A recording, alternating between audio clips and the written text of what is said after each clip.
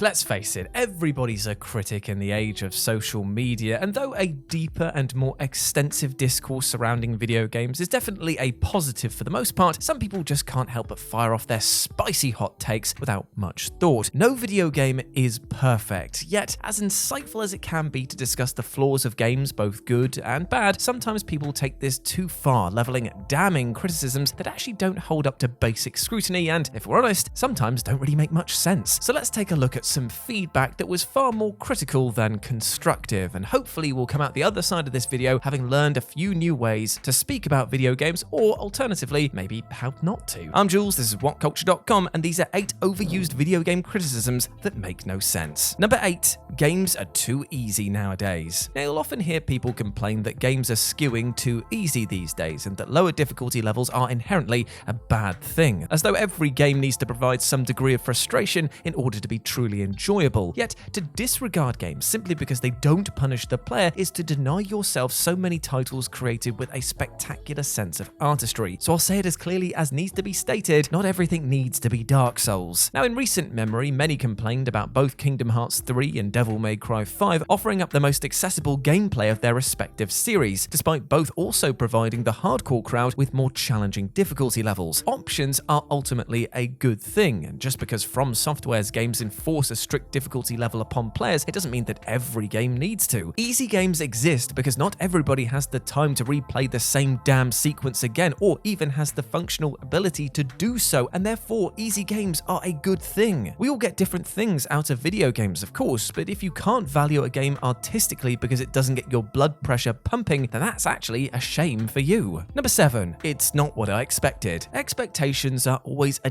dangerous way to leave yourself disappointed, especially if you're expecting an upcoming game to be one very specific thing, but the end results turn out to be somewhat different. There are certainly instances where a game flatly fails to deliver what was promised. I mean, I'm looking at you here, Anthem, but this criticism is directed more towards games that simply pivoted into a different style or type of game than fans precisely expected. Take Resident Evil 4, which, while widely regarded as one of the finest survival horror games ever made, still released to a chorus of hate from some purist fans who felt that because it deviated from the series' traditional formula, that it was immediately worthless. It's this sort of attitude which will so often prompt publishers to follow trends and be content with their developers basically just releasing the same old thing every damn time. Now, nobody's saying that you have no right to be mad if Grand Theft Auto 6 turns out to be a chess simulator, but creative leaps should be encouraged where appropriate. Otherwise, we're basically being resold the same stagnant gameplay systems and story tropes without sufficient variation, and that kills franchises in the long run. Number 6, a bad ending ruins the entire game. It's commonly said of movies, TV, and video games that the journey is more important than the destination, meaning that a piece of media's quality comprises the sum of its parts rather than simply how it leaves you feeling at the end. Yes, it's undeniably disappointing when a game fumbles the ball at the 11th hour, Mass Effect 3's infamously terrible ending surely being the most shining contemporary example, but it also shouldn't drastically colour everything that happened up to that point. I ask you, fellow gamers, is it not a teensy bit melodramatic to say that an unsatisfying final 20 minutes completely obliterates 30 to 40 hours of play? A bad ending can definitely diminish the overall experience, but can it really ruin all of that prior enjoyment that you felt? Number 5, no multiplayer equals no sale. There are many people out there who simply won't part with a full retail price tag for a game if it doesn't have multiplayer, and that is actually damn depressing. The last decade or so has seen multiplayer aggressively shoehorned into an increasing number of single-player games, and the results have proven predictably messy. Fallout 76 was of course a colossal stinker, while Red Dead Redemption 2's online suite didn't exactly set the world on fire at launch. Admittedly now it is much better, but at the time, woof. And here's the thing, God of War 2018 proved the viability of entirely offline single-player experiences, and for multiplayer-minded gamers to willfully shut themselves off from that is just completely baffling. Is a game's worth entirely determined by the hundreds of hours you can pour into it, or repeating the same core gameplay over a more strictly curated and maybe, yes, far shorter core experience? I mean, spend your money how you like, sure, and yeah, wait for a sale if you don't feel like spending upwards of 50 to 70 quid on a 20-hour single-player game, but writing off titles that don't have multiplayer entirely makes no sense at all,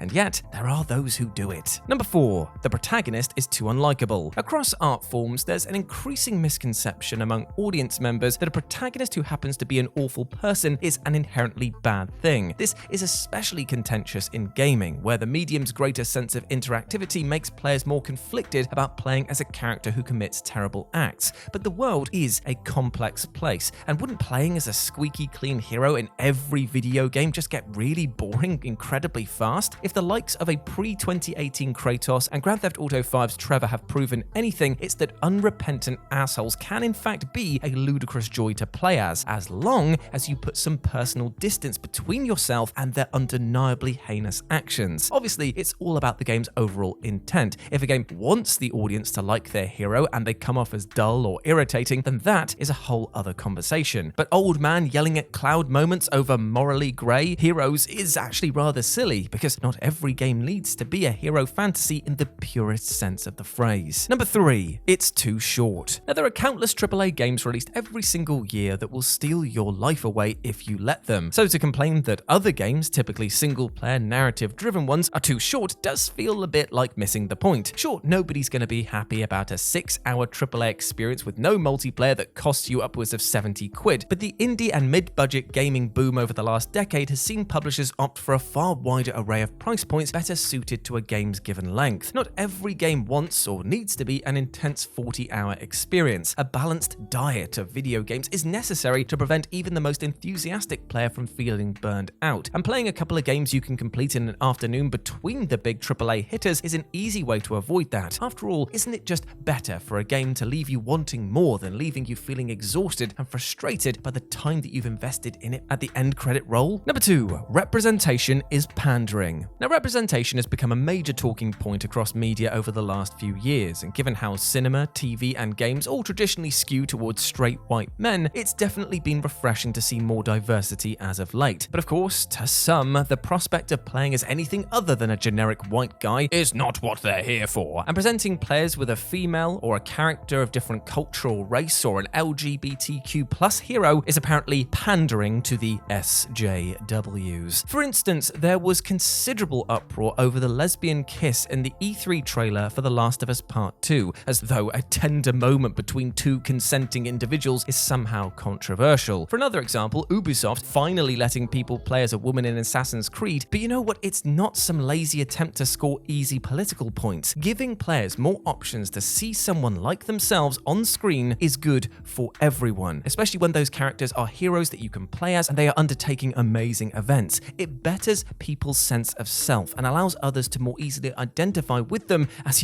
actual human beings. Plus, it gives people an emotional anchor. It allows them to look at somebody who represents them on the big screen and say, I identify with that. I understand emotional things that I'm going through at this time. And it may allow that person to go off into their real lives and express themselves better to their friends, co-workers, family, whoever, and allow themselves to live more comfortably and lead a happier life. And that is incredibly important. And number 1, factual inaccuracy is a deal breaker. Now, this complaint generally applies to games with an historical backdrop, typically a wartime setting, and concerns players who can't stop complaining when a game doesn't fully represent a certain period accurately. For example, there was an enormous uproar when EA confirmed that Battlefield 5 would feature playable female soldiers, causing many war purists to cry foul that this wasn't historically accurate and therefore too immersion breaking for them. Except, there definitely were female soldiers in World War II, and more to the point, in a video game franchise which allows you to stand astride a horse while firing a flamethrower, are women soldiers really that damaging to your immersion? Always preferred spectacle over accuracy, and that's exactly how it should be. After all, if you're expecting a rigorous history lesson from an EA-produced multiplayer shooter, you might have your priorities a tad out of whack. It's fine to prefer historical accuracy in your games, but if it's enough of a big deal to stop you playing AAA blockbusters outright, you might want to rethink how you perceive them. And there we go, my friends. Those were 8 overused video game criticisms that make no sense. I hope that you enjoyed that, and please let me know what you thought about it down in the comment section below. As always, I've been Jules. You can go follow me over on Twitter at RetroJ, but the O is a 0, and the same for Instagram, RetroJ, but the O is a 0. Hope to see you over there. But before I go, I just want to say one thing. Today, we looked a lot about criticisms of the video game industry, and I just hope that you aren't being too critical of yourself, my friend. I hope that you are treating yourself with love and respect, because you deserve all of the good things in life, like love, happiness, and success, all right? I know I bang on about this at the end of these videos, but I truly believe it, and all I want is for you to go out there and live a healthy and happy life. Big love to you, my friend. Now go out there and utterly smash it. it. I believe in you. As always, I've been Jules. You have been awesome. Never forget that, and I'll speak to you soon. Bye.